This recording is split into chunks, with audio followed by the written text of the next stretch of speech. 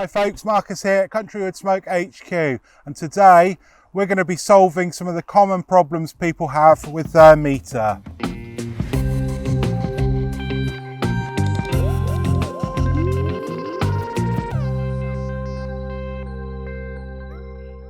Okay, so this year I've been doing a lot of good work with meter, and it's a great bit of kit, and I've gotten to know the guys really well.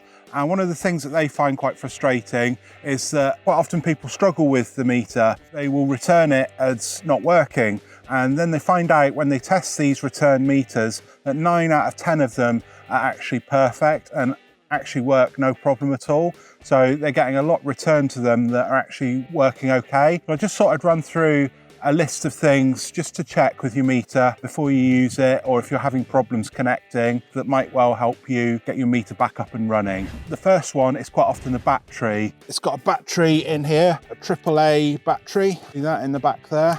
Sometimes that's not charging well enough. One of the first things I do is simply replace the battery with a new one, making sure it's the right way round, because believe it or not, a lot of people put the batteries in the wrong way round on these, and good to go. Pop the base back on. The second thing people do is they don't give it enough time to charge. They go straight from putting a new battery in or setting it up when they first got it and think it's ready to go. No, you need to charge it for at least 4 hours, which is recommended, if not overnight, before you use it first. Definitely do that. A lot of people do not leave it to charge enough. They think it's just ready to go straight away after it's run down. It'll last a long time, the battery in one of these, but just make sure that it's fully charged. The other problem people have with these, quite a lot, is that the ends here, they can get quite grubby on the end there from the smoke and the meat juices and everything. So that's going to stop it charging. What's worth doing with these is after every cook, just with a sponge like this, if it's really ingrained,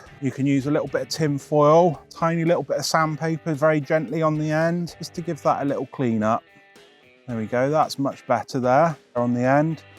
So there's a connector in here, just give that a quick little clean as well. Check all the contacts are ready, and then pop it back into charge, and that should charge better. Another important thing is on the meter app itself, check that you have the latest firmware. It should update when you get it, but if you're not near Wi-Fi or not near data signal, it won't update. So it's important to check that you've got the latest update. Other things to check: the probe and the base are not too far apart from each other. Sometimes, that might be halfway up the garden. It won't even be able to talk to this. You want these to be quite close to each other, especially with the Meter Plus. From the Meter Plus, the base unit can send information to your device.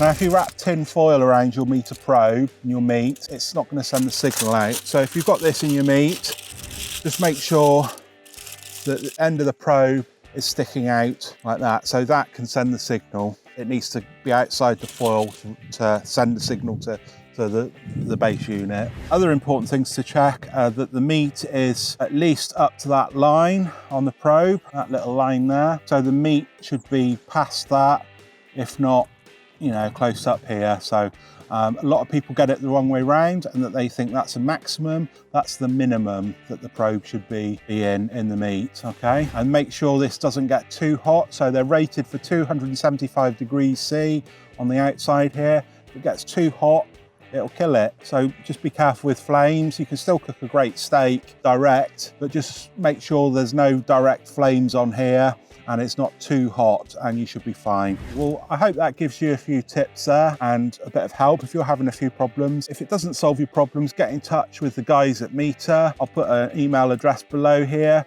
They're really helpful chaps, and they'll help sort you out. So hopefully that's helped you sort out some of your issues. Cheers, it's a great bit of kit, enjoy it. And if you like what I do here at CountryWoodSmoke HQ, remember that box down there? Smash it, subscribe, like and comment, and let me know how you're getting on with the meter. Cheers.